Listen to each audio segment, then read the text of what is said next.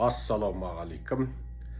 Жан саулық, жан тану мазмұндағы сабағымызды бастаймыз. Бұл сабағымыз міне маусым айындағы бірінші сабағымыз. Алдыңғы мамыр айында жан саулық сабағының жабық түрінде 7 сабақты ұсынған болатынбыз. Ашық сабақтан 2, жалпы 9 сабақ ұсындық. Бір айда 9 сабақ ұсынып отырмыз. Сабағымыздың жиілігі де өте жоғары деуге болады. Енді осы мамыр айында біз тағы да осы жиілікте жан саулық пәнін алдыңғы айдағыдан жоғарғы деңгейде сіздерге жіліктеп отырып, жілік майын шағып отырып, ашалап түсіндіруге ұмтыламыз. Жаратушы несіп қылса, сіздерге тағы да бұл мазмұн бойынша көп білімдерді беруге тырысамыз.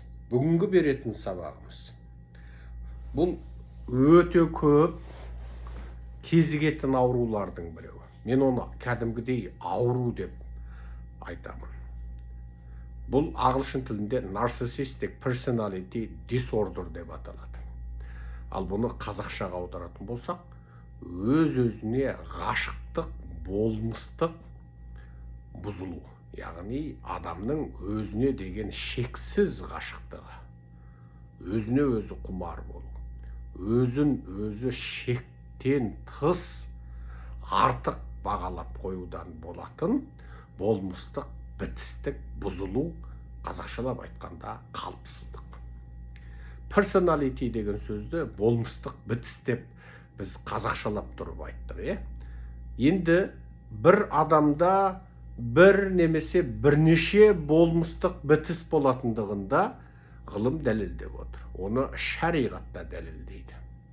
Енді бұл бір адамда бірнеше ұқсамаған, тіпті біріне бірі қарама қайшы болмыстық бітістердің болатындығы бұл психология ғылымында дәлелденіп, тіпті Еуропа мен Американың сот саласында да оны ғылым ретінде қарап, қылмыстық істерде адамдардың қылмыс жасауының оның болмыстық жан дүниелік жан саулығында ақау болуына байланысты ма, жоқ қасақана әдейі жасады ма деп қылмысты таразылайтын кезде осы психологияға, яғни жан тану пәніне негізделеді.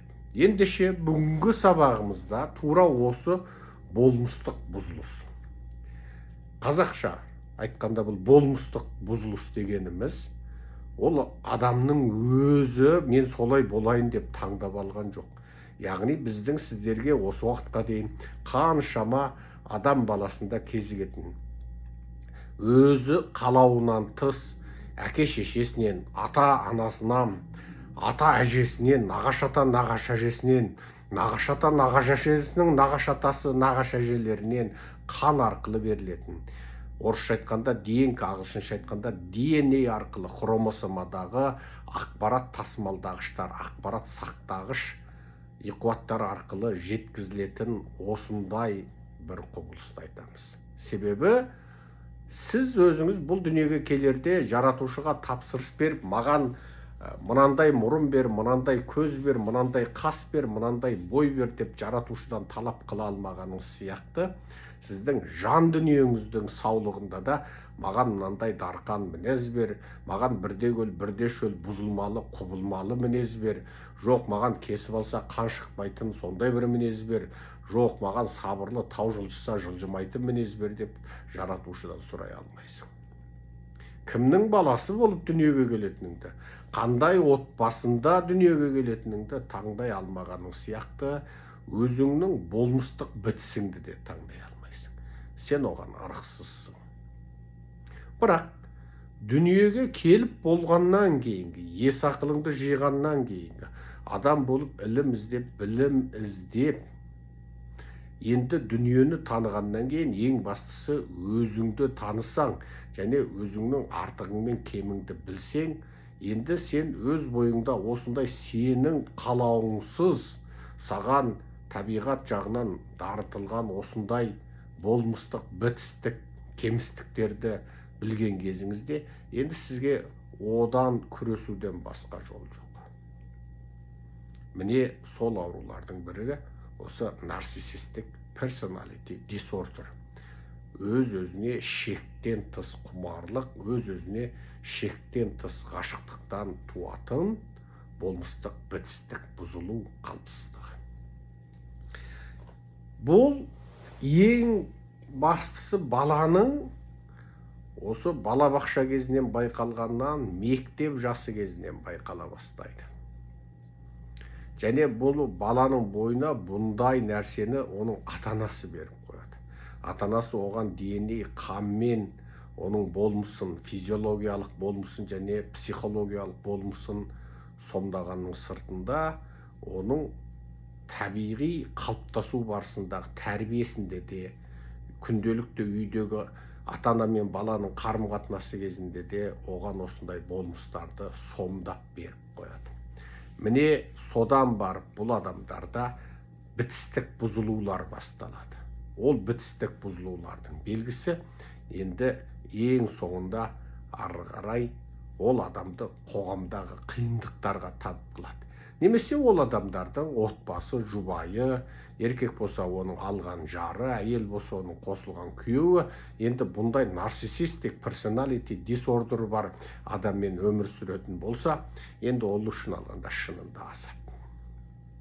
Бұл нарциссистік personality disorder бар адамдар өзі азаптанбайды, бірақ басқаларға сұмдық азап алып келеді.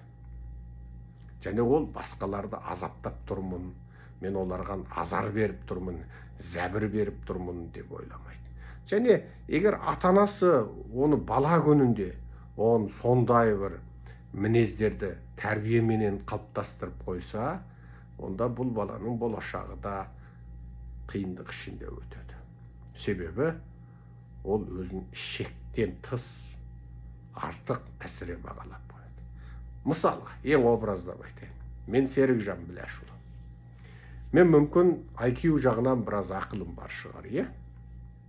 Бірақ мен енді Мұхаммед Алименен бокстасамын деп, мен оған сайыс жариялай аламын ба?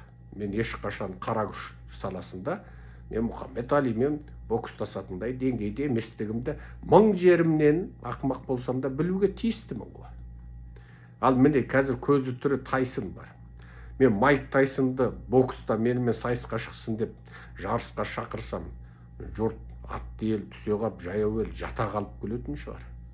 Ал нарциссистік personality disorderмен ауыратын адамдардың бойында осындай мінездер болады. Бұл мінездер бара-бара қалыптасып, осы адамдарды бұзғанның сыртында осындай бұзылған адамдардан барып, бұзылған қауымдар, бұзылған әулеттер, бұзылған бір топтар, қоғамдық жіктер қалыптасады. Аталмыш өзін осы қоғамның ақсүйегіміз дейтін аурумен ауыратын адамдар, осы нарциссистікпен бұзылған адамдардың әбден ұрпағына, санасына сіңдіріп, сосын әлгі бейшара өзі күстабан болып, қара күшімен жан бағып жүрген қайыршының ар жақ бер жағында болғанына қарамастан, мен ақсүйектің тұқымымын деп мақтанады. Өзі қауырсынды көтер алатын, қурайды сындыра алатын шамасы жоқ, бірақ ата-бабам батыр болған деп мақтанады. Яғни тегімен мақтанады.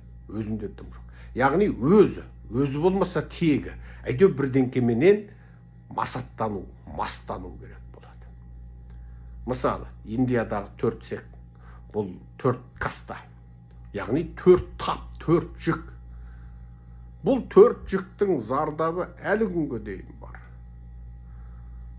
Адамдарды солай тарихтың ескі кезінде олар сөйтіп 4 жүкке бөліп қойған. Жоғарғы діни идеологтар, одан кейінгі саяси билеушілер, одан кейінгі қоғамның орта буржуаз саудагерлер, ең соңғысы жаңа жер егетін, тірлікпен айналысатын қара шаруа немесе құлдар. Ал бұл 4 тапқа тіпті олар фамилия бекітіп қойған. Әр таптың, әр әулеттің фамилиясы бейне, мысалы, қазақтар дүниеге келгенде біреу жаңағы Дулат болады, біреу Адай болады, біреу жаңағы орта жүз Найман Керей, Уақ Арғын, Қоңырат болады деген сияқты, біреу Үйсін болады деген сияқты, неше түрлі ру табиғи түрде қазақтарда қазақ болып дүниеге келдің, әйтеуір бір руға тән болып шыққаны сияқты. Индияда да солай. Ал және ол жерде оның ең сұмдығы ана 4 таптың бір-біріне деген қатынасы. Кімнің кімнен жоғары, кімнің кімнен төмендігі ашық, айқын көрсетіліп қойған.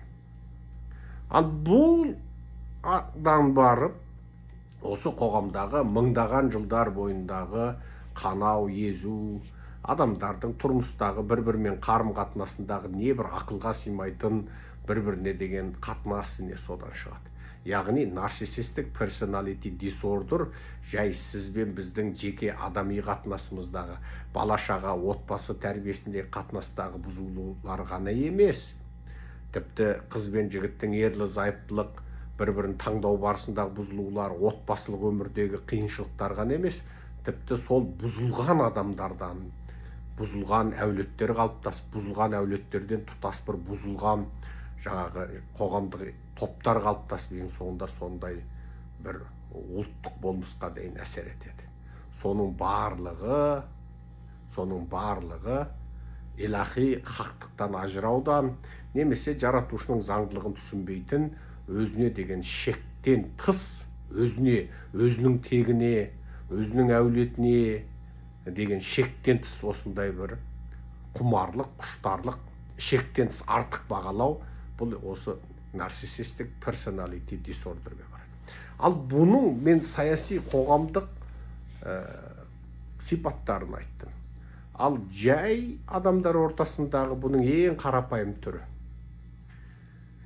Байқадыңыздар ма, мынау қазақ тілді желіде, Инстаграмда, ТикТокта, Фейсбукте әшейін бір моншаға кіріп шыққанның өзінде 50 фото, 60 фото түсіп тастайтын жұлдыздар бар. Анау айға ұшқан Армстронг айға барып қайтып келгенде небәрі сол өздерінде тұрған аспаппенен фотоға, ай туралы фотоға түскенде 4 қана фотоға түскен екен. Елге жарияланғаны. Ал бұлайғы жұлдыздар, тиктокерлер, блогерлерің осы айнаға қарап, сәнденіп, бір күнде 2 сағат уақытын жалған кірпік жасап, ернін бояп, көзін бояп, көзін ары ежірейтіп фотоға түсіп, теке көзден сүзіп қарап фотоға түсіп, аузын үшкірейтіп, ернін жуандатып, назданып, қылықтанып, сөйтіп фотоға түсетіндердің барлығында осы нарциссистік персоналити дисордер бар. Әлгі бейшаралар, пақырлар осы нарциссистік персоналити дисордер дейтін өзіне шектен тыс құмарлық ауруыменен, жай ғана құмарлық ауру емес, болмыстық, бітістік бұзылуыменен, қалыпсыздықпенен ауырады. Оны ол бейшаралардың өздері білмейді. Біреудің біреуге деген ғашықтығы, жігіттің қызға деген ғашықтығы, қыздың жігітке ғашықтығы, ата-ананың баласына деген шексіз, шартсыз өлермен жақсы көру, баланың ата-анасына деген шексіз, шартсыз жақсы көру, ол қалыпты құбылыс.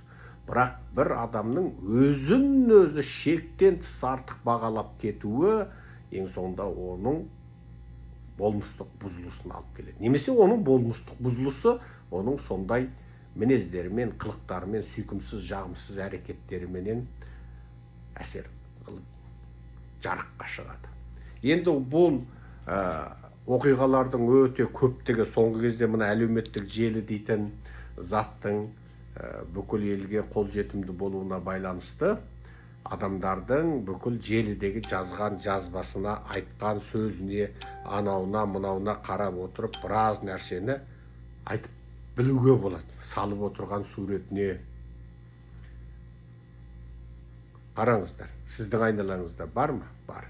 Егер сіздің ұлыңыз, қызыңыз әлеуметтік желінің кез келген түрінде, егер 1000 құбылып фотоға түсіп сала берсе, өзінің фотосына өзі көз салып қарап тынбаса, айнаға қарағанда жарты сағат, 1 сағат тұрып кететін болса, онда ол ауыра бастаған.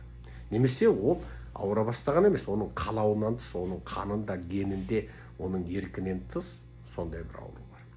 Енді бұл аурулардың өте көп белгілері бар. Бұл белгілері мынау. Бұл адамдар өзіне шектен тыс сенімді болады. Сосын үнемі басқалардың өзіне бір шектен тыс құрметпен қарауын, қарым-қатынаста болуын, иіліп тұруын, сызылып тұруын, өзің көргенде жаңағы бәленшек еке деп тұруын, алдынан кесетпеуін талап қылады. Ал егер ондай ерекше құрметті көрмей қалды ма, бітті. Енді ол өзіне сондай құрмет көрсетпеген адамды ол әлгі жерде басын шауып, етін жеп, сүйегін бүркіп тастауға дейін барады. Анығында адамдар үшін ол жай біреу. Жай біреу. Мысалы, бір класста 30 бала болды дейік. Ол жай біреу ғана болды. Мүмкін ол бір артықшылығы бар, мысалы, математикаға мықты, бірақ химиядан дым қақпайды. Мүмкін ол әдебиетке мықты 2 ауыз өлең жазады, бірақ математикадан дым қақпайды. Бол сол 30 балаға Құдай 30-на әрқайсысына өмір сүретін 30 түрлі жаңағы бір өнер тарту мүмкін. Тіпті ең сорлы бейшара дегені етікші болып жамбағуы мүмкін. Тіпті жамбағысы жақсы болуы мүмкін. Бірақ әлгі нарциссистік personality disorderмен ауыратын бейшара, ол өзін жаңағы айналасында 30 сабақтасынан, көрші қолаңынан, туыс туғаннан, ел жұртынан, құда жекжатынан бәрінен артық көреді. Мен олардан артықпын деп сенеді, ең сұмдығы сол.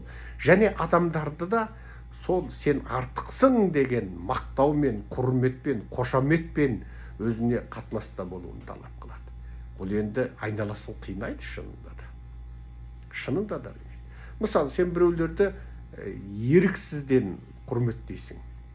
Мысалы, бір елден ерек таланты бар бір адамды сен еріксізден құрметтейсің. Мысалы, Илон Маск.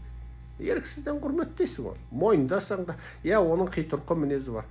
Бірақ бүкіл бір Еуропаның ғарыш мекемесі, бүкіл бір Американың мемлекеттік қазынасынан қаржыландырып отырған ғарыш мекемесі, бүкіл Қытай, Ресей, Жапон ғарыш мекемелері зерттеп жасай алмаған, ғарышқа ұшып барып қайтып келгенде кәдімгі сақпымен қысып ұстап алғандай қысып ұстап алатын, немесе 3 сирағымен жерге тіреліп қонатын ракетаны сол жігіт ойлап тапты. Сол жігіт ойлап тапты. Бүкіл жер шарының кеңістігіне Wi-Fi тарататын технологияны сол ойлап тапты.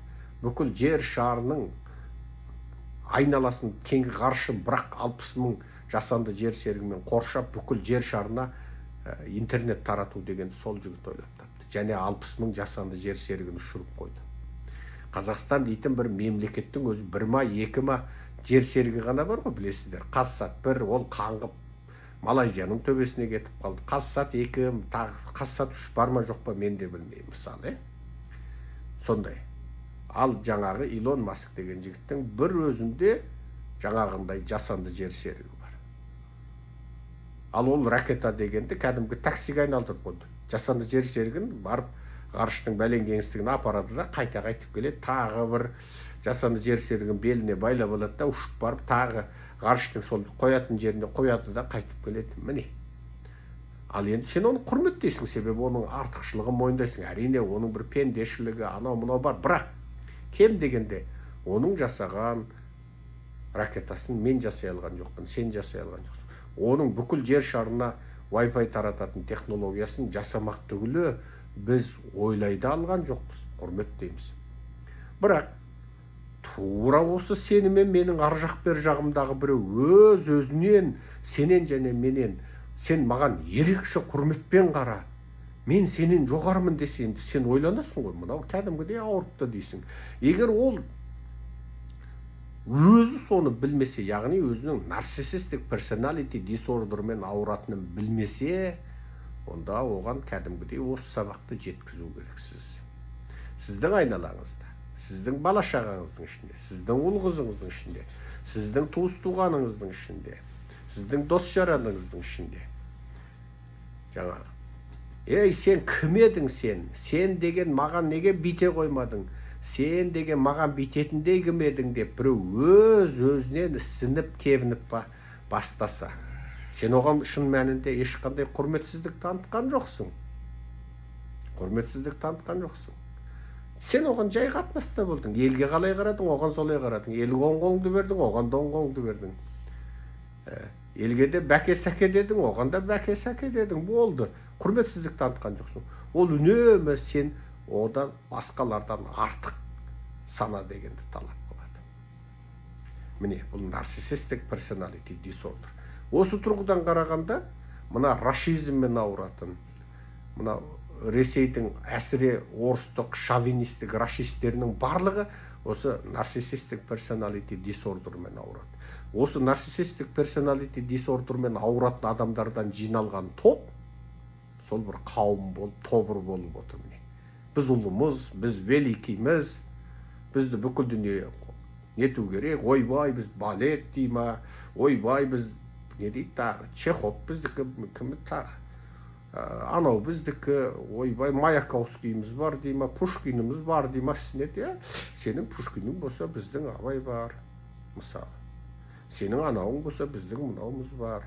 Сенде ана жазушы болса елде Марк Твейн бар. Сенде ана жазушы болса елде жаңағы Шекспир бар. Ал не болыпты? Сенде балет болса анада басқа бірдеңке бар. Бұл енді сол ауыратын адамдар көбейе ауыратын тобырлар қалыптасады, бір топ қалыптасады. Енді жаңағы шектен тыс адамдардың өзіне ерекше құрметпен қарауын талап қылу. Сен қысқасы мені көргенде осылай деп қара деу, бұл осының ең басты ерекшелігі. Біз ертеректе бала күнімізде Англияда бір әйел бар екен. Ол өзін үнемі Англияның әйел патшайымы, яғни әйел queen деп сезінеді екен. Адамдар оны көргенде жаңағы аса құрметті мәртебелі патшайым деп бір тізерлеп сәлем қылмаса, анау кәдімгідей жынданып, ызаланып, әлгіні таяғымен қуып кетеді деген, қартая келгенде. Сосын оны көргеннен кейін туыс туған, жора жолдас, таныс біліс, көрші, қолаң, тіпті сол тұратын тұрғылықты жерде елдің бәрі әлгіні көргенде, енді бір жынды қатымен бірге жынды болмайық деп, аса құрметті мәртебелі патшайым дейді екен, бітті болды. Анау жаңағы оны енді ағылшындардың өздерінің бір ерекше құрмет сөздері бар, Your Majesty дейтін. Сондай сөзді айтады екен, анауда жаңағы тиісті жауабын береді екен. Ол енді соған сеніп қалған. Бұның арты көрдіңіздер ма? Скизофренге, яғни шизофрендікке, болмыстық, бітістік, жіктеліске дейін алып келеді. Бұл қалыпсыздық. Адам өзін шектен тыс артық бағалаған кезде қалыпсыздықта бар. Шариғи тұрғыдан айтайықшы, біз әзірге дейін айтқанымыз адамдар ойлап тапқан ғылым дейтін нәрсе. Шариғатта айтайық, жаратушы Іблісті неге лағнет деп болған шайтан деген ат берді. Ол 70 мың періштеге сабақ беріп жүрген аса үлкен ғұлама емес пе еді. Ол өзін артық санады. Адам затты, адам атаны жаратып, жаратушы. Енді бұған сәжде жасаңдар, оны ерекше бір бітіспен жасадым дегенде, жындар мен періштелердің бәрі адамды сондай бір ғылыммен, хикметпен жаратушын жасағанын көріп, Алланың әмірін орында болған сәжде қылғанда, әлгі 70 мың періштеге сабақ беретін Ібліс, мен оттан жаралдым, бұл кір топырақтан жаралды. Мен одан артықпын, мен оған сәжде қылмайын деді. Міне, яғни Іблістің өзі нарциссистік персоналити дисордермен ауырады деп диагноз қоюға болады. Өзін артықпын дегеннен бастап шипасының біткен жері сол. Яғни жаратушы Іблісті лағнеттеп, оны тозақы деп сол заманда шекесіне былайша жазып қойды, сен тозақсың деді. Бұны қазақ не дейді? Үмітсіз шайтан дейді. Неге? Шайтан жәннаттан үміт күтпейді. Ал адам бендесінің барлығы дерлік жәннаттан үмітті. Тіпті күнәһар болса да, Алла кешіре ма деп жәннаттан үмітті болады. Ал тек шайтан ғана жәннаттан үміт күтпейді. Сондықтан қазақ айтады, үмітсіз шайтан дейтін содан. Неге? Жаратушы шайтанды сол заманда сен тозақсың деді. Бұл жердегі нәрсе соның өзін өзі артық деп бағалауынан болып отыр. Енді қараңыздар, ол өзін өзі жай артық бағалап қана қоймай, басқалардан сен мені артық деп, сен және мені басқалардан артық көріп құрметте деу, енді оның айналасындағы адамдарға жағымсыздық әсер береді. Анығында сен ойлайсың, бұның қай жері артық менен дейсің. Сенде бар екі қол, менде бар. Сенде бар көз, менде бар. Сенде бар бой, менде бар. Сенде бар көз, менде бар. Сен тапқан табысты мен де тауып тұрмын, сен білгенді мен де біліп тұрмын, сонда сенің қай жерің артық дейсің ғой. Яғни сол адам басқалардан мені ерекше құрметте деген талапты қояды. Ал ол талапты қою оның айналасын қинай бастайды. Жаңа адамның өзіне де ауыр. Яғни ол өзін тұрақты бір позицияда қоя алмай отыр. Тұрақты бір координатта X, Y, Z координатында қоя алмай отыр. Ол биікке шығып алған, ол бұлттың үстіне тұрып алған. Енді оған қарапайым жерге түсу, қалыпты адамдармен бірге өмір сүру, ел қатар жаратушы балшықтарын илеп жасаған адам атаның кіндігінен тарадық қой бәріміз, сондай деп сену, немесе мен сол балшықтың ішіндегі бөлекше бір балшықтан жасалдым деп сенгісі келеді. Өзі соған сеніп қалған бұл пақырлар шын мәнінде өзін де қинайды, айналасын да қинайды. Екінші бірі, үнемі өзінде шектен тыс бір ерекше құрмет, мәртебе, құқық бар деп сенеді. Өзінде сондай бір ерекше мәртебе бар деп сенеді. Және осындай құрмет, осындай мәртебе, осындай атақ маған лайық, мен сондай болуым керек, мен сондай жетуім керек деп ойлайды. Сосын ары қарай өзінде тіпті ешқандай бір мейлі оқу, жұмыс, бизнес, өмір, тұрмыс, махаббат, неке, анау мынау жағында бір елден ерек нәтиже болмағанына қарамастан басқалар үнемі сен кереметсің деп, басқалар соны конфирм қылсын деп, яғни тұрақтандырсын деп үміт етеді.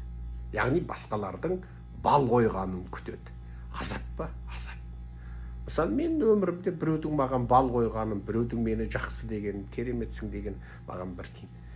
Білесіздер, менде мыңдаған, мүмкін 10 мың, мүмкін 100 мың жау бар шығар.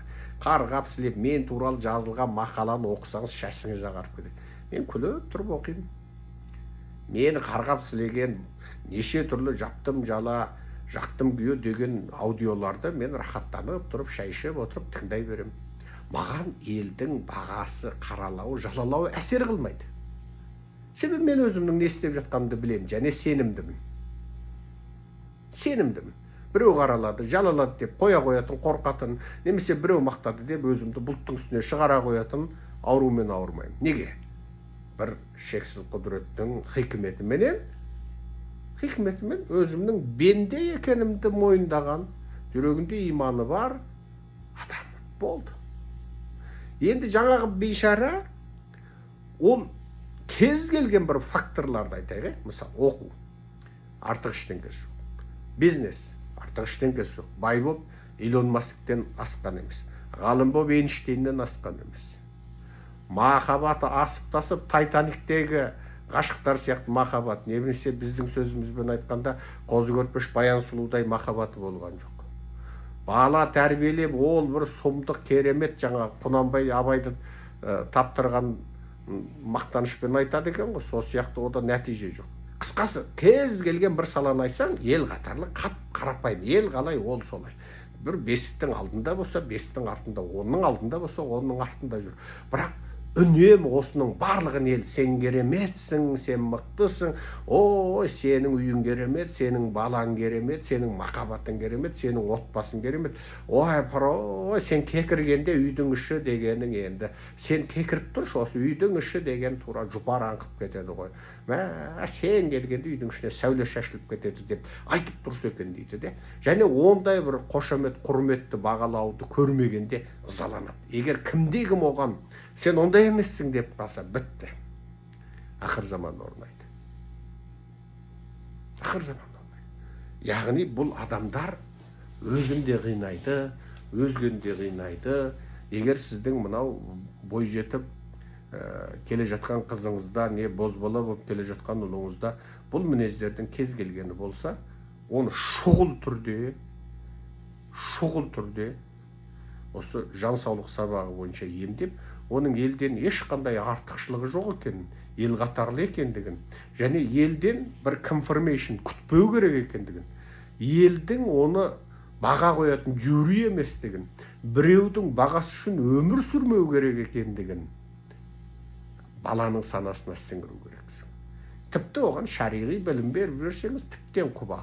Яғни ол лағнеті іблістің жолына түсіп кетпей, өзінің жай шикүстемген, және топырақтан жаралған адам екендігін білсе, ол нағыз адам болады. Енді тағы бұл арада бір қызық тақырыпты айтамын. Бұл адамдарда тағы бір қызық, өзі жеткен титтей бір табысты енді бүкіл бір адамзаттың ұлы нәтижесі ретінде қарайды. Немесе өзінің кішкентай бір small community, бір кішкентай бір өзінің араласатын бір тобы болады. Мысалы, келіншектер болса бір 5-6 қатын, жігіттер болса өздерінің бір араласатын 5-6 жора жолдасы, ұзаса бір 10-20 ел жұрты анау мынау. Енді солармен салыстырғанда бір пышақтың қырындай, иненің жасуындай артықшылығын ол енді соның бәрі мойындап, тіпті бүкіл адамзат күніне 5 мәрте алдында сәжде қылып тұруға тиісті деп ойлайды. Міне, ал ондай болмаған жағдайда енді ашулану, ызалану, өшесу, күйікке түсу, уайымға түсу, жауласу дейтіннің бәрі ары қарай кетеді. Енді бұл адамдардың жас өспірімдерде, әсіресе мынау бозбала кезінен азамат болып қалыптасатын кезінде, әсіресе ер азаматтарда, міне мен шексіз мәртебеге ие болу үшін менің қолымда мансап болу керек. Мен шексіз билікке жету, адамдардың барлығы мойындау үшін менде шектен тыс байлық болу керек. Міне, ары қарай осындай бір мінсіздікке қарай, перфекшндікке қарай шексіз өлермен ұмтылыс болады. Тіпті жігіттер өзіне сондай бір мінсіз жарыз дей бастайды. Сосын бұндай аурумен ауырған жігіттер тотиып қыл дүзесін құшақтап қалады. Бұндай аурумен ауыратын қыздар сөйтіп ең соңында мінсіз жігіт таба алмай тотиып қалады. Немесе тапқан жігітінен бір кез келген енді тырнақтың астынан екінің бірі егіздің сыңарында болатын бір мінді көргенде бітті, ақыр заман орнады, мынау менің іздеген адам емес, мен енді өстіп өмір бойы өттім ба, бітті, жоқ, мен тыңнан өмір бастауым керек деген әңгіме туа бастайды. Енді ойлаңыздаршы, мінсіздікті жаратушы адамзатқа бермегенді. Сен біреуді жақсы көрсең, сүйсең, оның кемшілігімен сүйесің. Оның артықшылығымен сүйесің. Ол кемшілігімен ғана ол адам. Мінсіздік ол жаратушының болмысы, адамның болмысы емес. Ал нәпсісіздік ол періштенің болмысы, адамның болмысы емес. Бізде мін жетеді, сізде мін жетеді. Нәпсі бізде де, сізде де жетеді. Ал осыны мінсіздікке қарай ұмтылу. Онда мейлі ол ұл бала болсын, мейлі қыз бала болсын, мінсіздікті талап қыла бастаса, онда оның өмірі қоршылықты өтіп кетеді. Қоршылықты өтіп кетеді. Күйеуінен бір мінсіздікті талап қылу. Біраз жылдар өткеннен қожырау, ерлі зайыптылардың ортасында қожырау, күйеу өзіне ұнамай қалу, әйел өзіне ұнамай қалу, сосын жаңағы сөзі күйеуінен жақсы бір жігітті көріп, әйелдің есі кетуі, немесе әйелінен гөрі жаңа қылықтылау, күлкісі тәттілеу бір әйел затын көргенде еркектің есі кетіп, әйелі өзіне ұнамай қалу. Осы адамдардың барлығы, отбасында қалыпсыз адамдардың барлығы, үздіксіз мінсіздікті іздейтін адамдардың барлығы жаңағы нарциссистік персоналити дисордермен ауыр деңгейде, орта деңгейде, жеңіл деңгейде ауыратын бітістері бар. Сондықтан бұл арада көп адамдарға мен тағы да қайталап тұрып айтам, айналайын, менің сабағымды тыңдап жүрген жұртқа айтам. Мынау жанымызды тану үшін бар ғой, қайта айналып келіп, ана ғылымды оқып, мына ғылымды оқып, мен әлі сіздерге психология ғылымындағы ең үлкен ғалымдарды әлі таныстырған жоқпын. Қазір олардың өмір баяны, психология қосқан үлкен үлестері туралы мен әлі алдағы сабақтарымда өтемін. Мысалы, мен алдыңғы айда міне 7 жабық сабақ, 2 ашық сабақ, 9 сабақ өтіппін бір айдың ішінде. Сонда әр 3 күнде бір сабақ беріп отырдым. Енді осы айда да мен осы жиілікпен өтемін. Кем дегенде мен 9-да 10 сабақты осы айда өтемін. Осы маусым айында. Енді қазақтарға мен осыны айтып отырып айтам, психологияның айналып келгенде ең соңында бір нәрсеге барады, өзіңнің болмысыңды таны.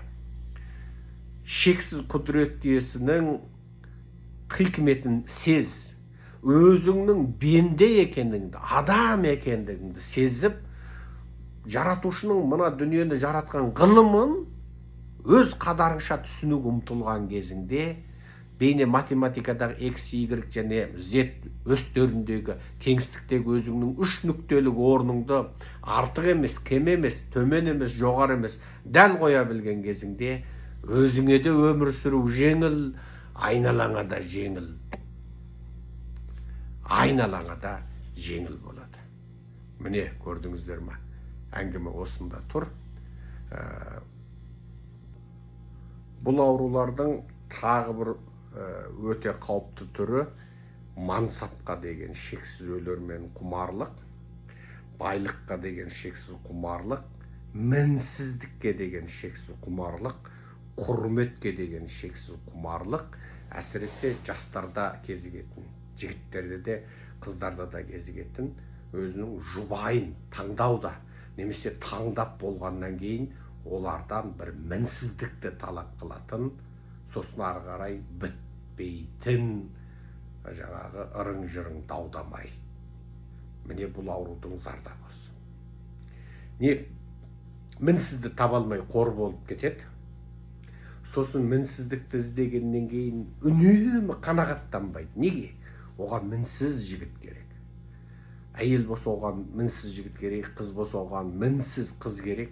Сосын жасы өтермен болып, шарасыздан біреу табады, бірақ өмірі одан бір рахаттанып, ләззаттана алмайды, сүйе алмайды, жүрегін бере алмайды. Неге?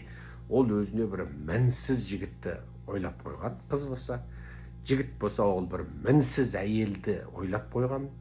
Міне, нарциссистік персоналити дисордердің мына жастарда болатын зардабы осыдан шығады. Содан ол тіпті үйленді деген күннің өзінде де көңілсіздік. Ол үнемі өзінің қарсы тарапын өзінің бойына тоғытпайды. Оның үйленуі тек шарасыздықтан үйленді. Байға тию керек болды, бала туу керек болды. Не қатын алу керек болды, ұрпақ қалдыру керек болды. Себебі ол мінсіздікті талап қылады. Ол ауырады, кәдімгі ол ауру. Ол сондай бір қол жетпейтін бұлт үстіндегі қиялмен ауырады. Ол тіпті ауырғанда өзі алатын қыздың тіпті физиологиялық бітістерінен мінсіздікті талап қылады, психологиялық бітістерінен мінсіздікті талап қылады. Міне, нарциссистік персоналити дисордер дегеніміз осы. Біз білетін бір адам жасы кәдімгі 50-ге таяған кезінде, енді обал болды деп, үйлен деп, жан жақтан ел жұрт тіпті ақыл айтып, қыз таныстырып, жаңағы ең соңында жұрттың бәрі шаршап біткен кезінде, болды бітті енді, бұған керегі жоқ деп үміт үзген кезінде, содан тағы бір адамдар қыз таныстырған кезде, сол қыздың фотосын телефонда көріп отырып, ана фотоны бүйтіп үлкейтеді ғой экраннан. Сөйтіп, құлағын көрген кезде мен әлгі жерде талып қала жаздағым. Мен айттым, жарайды, қыз енді өңіде мінсіз екен, мінезде мінсіз екен, біліміде жеткілікті екен, енді сіз деген талапқа сай екен, енді жар ұлуға болады, сөйлесіңіз дұрыс болса. Сонда ана құлақты көріп жатыр. Құдай, мен айттым, құлақта ат құлағынан ақсамайды дегенде, қыз құлағынан ақсамайды енді. Енді құлағын тексертіп енді саңырау емес болса болды ғой. Сонда құлағы сәл қалқайып тұрма дейді да. Ал анығында сол мінсіз қызды іздеген сол кісі өзі мінсіз беді? Жоқ. Өзі перфект беді? Жоқ. Яғни бұл ауру. Енді бұл осы бізді сабағымызды алып тыңдап отырған жұрттың бәрінде көбінде аға бауыр бар, қарындас бар. Жасы біраз келген кісілерде өсіріп отырған ұл қызы бар. Сол ұл қыздарыңызда осындай мінсіздікті іздей бастаған, қиялынан бір жігіттің не бір қыздың идеал жобасын жасап қойған, сондай бір армандар, ойлар болса, онымен салмақты түрде сөйлесуге тиіссіздер. Себебі Құдай мінсіз адам баласын жер бетіне жіберген жоқ. Ондай мінсіз адамды жаратқан да жоқ. Біз адамбыз, мінімізбен адамбыз. Осыны сол балаларыңызға жаңағы мінсіздікті іздейтін, сойтып қиялданып алған, немесе өзін мінсіз деп бұлттың үстіне шығарып қойған адамдарға соны түсіндіруге тиіспіз. Көп адамдар ойбай оның талабы жоғары дей салады. Жоқ, жарайды, талап әркімде бар ғой енді. Көшеде жүрген кез келген көк аттыны, көк етіктіні қалай бермейсің ғой. Бірақ шектен тыс деңгейге бару ол қалыпсыздық болады. Сосын бұл жерде тағы бір бұның бір несі адамдарды алалай бастайды. Мен жоғары сортты адаммын, мен анандаймын, мен баймын, мен ерекше мынаумын, мен ерекше сұлумын, мен ерекше ақылдымын, мен ерекше, қысқасы ерекше болмыспын дейді да. Сосын адамдармен араласқанда да мен тек мынау, сен анау, ой қойшы осыны. Түрі бірдеңке, анаушы мынау. Адамдармен қарым қатынаста да қиын болады. Ал енді қараңыздаршы, Құдай бір қалыпты қылып жаратқан адам. Айналасындағы өзінен жоғарымен де, өзімен төменмен де, тіпті көшедегі қайыршымен де, тіпті әліпті таяқ деп білмейтін адаммен де, баймен де, кедеймен де тіл табыса алады. Неге? Айналаның бәрі сол. Себебі айналаңның бәрі біркелкі болмайды ғой. Сенің айналаңда бай болса, кедей де бар, білімді болса, білімсіз де бар, ақ көңіл болса, қарау да, жаңағы қара көңіл де бар, ақ жүрек болса, қара жүрек те бар. Ал жаңағы адам бір айналасын сорттай бастайды, адамдарды классқа бөле бастайды, классификация жасай бастайды. Сөйтіп мына Құдай өзі сан алуан қылып жасап қойған мына адамдар қоғамнан өзінің адамдарын іріктей бастайды. Өзі бір виртуалды топ жасайды. Мен мынаумен ғана сөйлесем, анаумен тіпті амандаспай саусағым ұшында тигізбей өтіп кетем.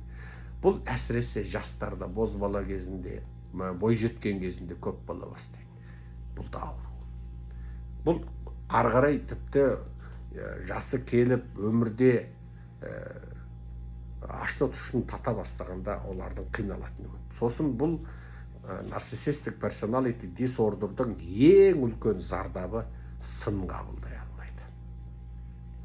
Оған айтылған кез келген жай бір өтініш сын түгілі. Сен неге бұлайсың деп, тура аузы мұрнын қан жоса қылып айтатындай сын түгілі жай айтылған бір нәрсе оның быт-шытын шығарып береді. Біт, сен оған жаусың. Сен оған жаусың. Сіздің айналаңызда осындай адамдар бар ма? Сіздің ұл қызыңызда осындай бар ма? Сіздің аға бауырыңыздың ішінде осындайлар бар ма? Сіздің жора жолдас, класстас, курстастарыңыздың ішінде осындайлар бар ма? Ендеше сіз оны осындай үшін оны жек көрмеңіз. Бұл пақырдағы, бұл мінез, оның өзі де білмейтін нағашы атасының, нағашы әжесінің, нағашы атасының, нағашы әжесінің, әкесінің бірдеңкесінен келген оған. Ол бишараның бойына қанмен дарыған. Енді оны тек емдеу керек. Ол өзіндегі осындай қалыпсыздықты байқап, енді содан арылуға тырысу керек. Одан басқа амал жоқ. Сол үшін де жан саулық сабағы, жан тану сабағы керек. Сол үшін де сіз бала шағаңызды тәрбиелегенде, ұл қызыңызды тәрбиелегенде, аға бауырлар бірін-бірі тәрбиелегенде, айналадағы адамдарыңызбен қарым-қатынас жасағанда, кімде осы нарциссистік персоналити дисордер бар? Осы кезде біздің сабағымызды еске алсаңыз болады. Енді жаңағы нарциссистік персоналити дисордер өзіне шектен тыс ғашықтықпен ауыратын болмыстық, бітістік, қалыпсыздық, бұзылу құбылысы. Бұл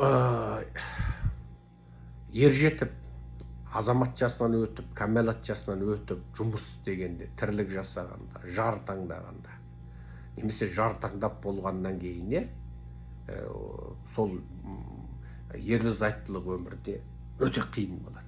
Неге? Ол өзіне айтылған кез келген бір сын түгілі, кез келген бір мынаны былай істесек деген сөздің өзіне атылған атом бомбасы сияқты қабылдайды. оған сын айту мүмкін емес. Себебі ол мінсіз ғой. Ол бірдеңкені қате істемейді. Сен оған мынандай кезде бүйтіп айтпасаңшы, жоқ болмайды. Ол қабылдай алмайды. Ол бірдеңкені өзгерту деген оған жоқ. Ол оның айтқан болу керек, оның істегені дұрыс болу керек.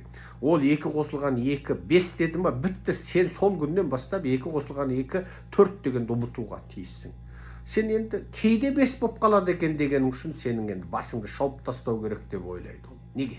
Сен оңбағансың. Ара тұра 4 болып қасақ айтеді деген сөзді айтып қалсаң да сен оған жаусың. Ол өзіне айтылған сынды жаулық ретінде қарайды.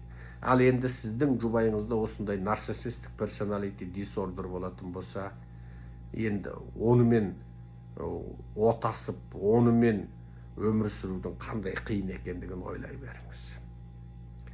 Енді кеше біз Аризона штатының тауында жүріп, бір қысқа ашық сабақ өттік, адамдардың жар таңдауда қателесуі туралы. Бұл сабағымызда өз баласын өзі өлтіргісі келетін ана туралы бастадық. Бұл шын оқиға, шын болған оқиға, өзімізге хабарласты, жазды, сөйлестік. Бала тәрбиесі туралы тағы да осындай ата-аналармен сөйлесіп отырмыз. Сол барыста біздің бір байқаған сұмдық құбылысымыз. Бұл енді ашық сабақ, ашық жарияладық, YouTube'те тұр, кеше жариялап қойдық. Енді нарциссистікпен ауыратын адамдарда бұл жаңағы бұзылудың артықтық шегінен шығуы асқынған кезде ата-ана мен баланың, ерлі-зайыптылардың, аға бауырлардың, тіпті сол адаммен оның тұтас қоғамның қатынасы бұзылады. Байқадыңыздар, нарциссистік персоналити дисордер мен ауыратын адамдардың біразы мансап құмар болады дедік қой, мінсіздік құмар, байлыққа құмар, елдің шексіз құрметтеуін талап қылады. Және сол елдердің өзін шексіз құрметтеу үшін оның бүкіл өмірі өтеді. Енді бұндай мансапқа, байлыққа деген шексіз құмарлық сол адамды неге апарады? Мансапқа апарады. Ал мансапқа апарған енді адамдардың шексіз өзіне итағат жасауын талап қылу неге апарады? Диктатураға апарады. Қарасаңыз, қазіргі Путин, кезіндегі Сталин, кезіндегі совет коммунистері, Ленин, одан кейінгі мына Брежнев, Хрущев дегендер, мына Қытайдағы 80 миллион Қытайды қырып салған Мао Цзедун, қазіргі мына есерсоқ Ши Цзиньпин дегендердің барлығы дерлік өзін шектен тыс супермен, құдай, лидер, көсем, күн көсем, адамзатты құтқарушы сезінетін адамдар. Көрдіңіздер ма? Басы осындай лидерлерден, аталмыш күн көсемдерден, өзін құдай сезініп кетуден бастап, аяғы жаңағы айнаға қарап, өз-өзіне қарап, тамсанып, шіркін-ай, осындайды әдемі қылып жаратып қояды екен ау деп тамсанудан басталады. Мысалы, жұрттың бәріне белгілі, кәдімгідей жасы 50-ден асып кеткен, алжал жас шыққан бір кезіндегі бір жас күнінде бір журналист болып атағы шығыңқыраған, кейін ел жұрт оның кім екенін ұмытып қалған бір журналист білеміз. Сол кісінің өзінің жазған посты бар, өзінің Фейсбукте посты бар. Құдай адамды осындай да әдемі қылып жаратады екен ау дейді де, өз суретін өзі салып. Өзін өзі мойындап тұр. Бірақ мойындағанда ол өзін аурумын деп мойындап тұрған жоқ. Өзін әдемі деп жүрегінен 100% сеніп отыр. Енді бұлай жаңа көріксіз, ұсқынсыз адам емес, ол сіз сияқты, біз сияқты қалыпты адамның бірақ әгі шектен тыс періштелік деңгейдегі әдемі емес. Бірақ ол пақыр, ол жаңа осы нарциссистік персоналити дисордермен ауырғандықтан, ол өзін ана жасы 50-ден кеткен, көздің асты жаңа күлкілдеген, салбыраған, мойында әжім басқан, көздің маңы әжім, жаңа шаш түсіп қалған, оның бәрін қарамайды. Өзін енді үлбіреген, енді 18-19-дағы үлбіреп тұрған, көрген еркек көргенде есінен танып қалатын елестетеді. Әлгі пақыр сөйтіп елестетеді. Кәдімгі ауырып қалған. Мүмкін оның денейі солай, мүмкін оны сол жас күнінде атағы сәл шығыңқырап тұрған кезінде жұрттың бәрі сен кереметсің деп ауыртып қойды. Қысқасы ауырып қалды. Шариғи білімі де жоқ, өзінің шикүстемген пенде екенін де білмей қалған кәдімгі шайтанилық жаңа тәкаппарлықпен солай бір аурумен ауырып қалды. Енді онысына айналадағы ел жұрт тек күліп қана қарайды, бейшара-ай, пақыр-ай, албар шалбар шыққан кемпір болғаныңды ұмытып отырсың ау деп күліп қана қарайды, басқа не істейді. Бірақ енді ойлаш, ол оны әзілдеп отырған жоқ, ол оны шын мәнінде өзін сондай деп сезініп отыр. Себебі ол айнаға қарағанда, ол айнадағы өзінің албар шалбар шыққан өзін көрмейді, ол айнадан періштені көріп тұр. Міне гап сонда тұр. Ал бұл нарциссистікпен ауыратын адамдардың тағы бір ең сұмдығы қызғаншақ болады. Қызғаншақ болғанда олар үнемі басқалар мені көре алмайды, мені қызғанады дейді. Және үнемі өзінен сәл пышақ сырты қалың біреу өзінен артық кез келген салада. Мысалы, артығырақ бір нәтижелерге жетсе, мақтанарлықтай жағдайға жетсе, оның мазасы кетеді. Мазасы кетеді. Бұл туралы мен баяғыда ажу әңгімелер жазып жүргенде жазатымын жаңағы. Сондай бір ажу әңгімелерімде жазамын да. Кім жеңсе ол жеңсін дейді де, бір боксшы туралы. Қазақ жеңбесінші дейді. Себебі албаты бір қаразеңгі жеңсе, анау рахаттанады екен де. Ал қаразеңгіні қазақ жеңіп қойса, анау қызғанып өліп қала жаздайды екен де. Мысалы, біреулер үй сатып алды, бір керемет коттедж, біреу керемет қымбат көлік сатып алды. Айналасындағы біраз ел қызғанып өліп қала жаздайды. Әлемдік миллиардерлер жүр ғой, бір басында 1000-нан 10 мыңнан коттеджі бар, миллиард долларлық үйлері барлар жүр ғой, оны неге қызғанбайсың?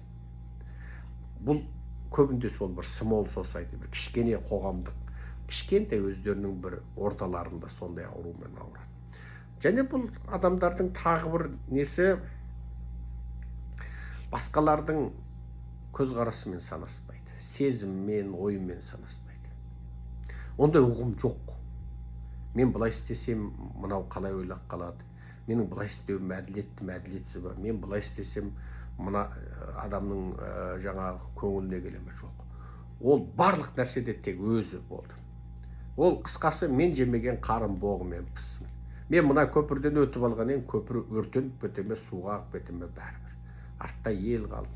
Бұндай адамдардың өзімшіл болатындығы соншалық. Бұл сөздің шыны керек. Бұл бала шағасымен де, жұбайы түгіл, бала шағасымен де өмір сүру қиындау болады. Сосын тағы бір ерекшелігі, ол шектен тыс бөспе болады. Бұл енді жас бозбалаларда көп кезігеді. Енді әйел затында 30%-дай дейді, бірақ еркек затында 70%-дан артық дейді. Әсіресе азамат болып, өзінің кәсібін, тірлігін, мансабын, карьерасын бастаған кезінде. Болмағанды болды дейтін бөспелік, жаңағы керемет миллиондаған долларлық тірлікпен айналысып жатырмын, анандай жұмысты істеп жатырмын дейтін. Мысалы, бұл әйел затында аздау болады екен. Көбінде жаңағы бизнес, тірлік, карьера, саяси жұмыстармен айналысатын сондайлар да болады. Сосын ары қарай болатын тәкаппарлық содан кейін.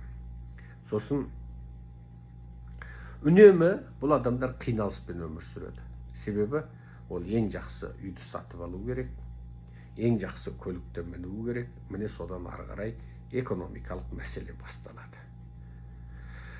Бұл адамдардың айналасындағы адамдарға беретін зияны, елдің ерекше құрметі болмай қалған кезде, ол адаммен өшесу, ызалану, айқайшу, мазасыздық, жұрттың мазасын алу, сосын үнемі адамдар ара қатынаста берекесіздік, айғайшу, сосын үнемі басқаларды төменсітіп, басқаларды кемсіту арқылы өзін жоғары көтеру, сосын өзінің мінезін өзі ұстай алмау, үнемі мінезінің құбылмалылығы, сосын ары қарай шектен тыс мінсіздікті талап қылудан болатын, мінсіздікке қол жеткізе алмағаннан кейін болатын торығу, кейде сол торығудан болатын өз-өзіне қол жұмсау, үнемі басқалар мені құрметтемей қала ма, басқалар мені менсінбей қала ма, қомсынып қала ма, қорашсынып қала ма деп уайымдау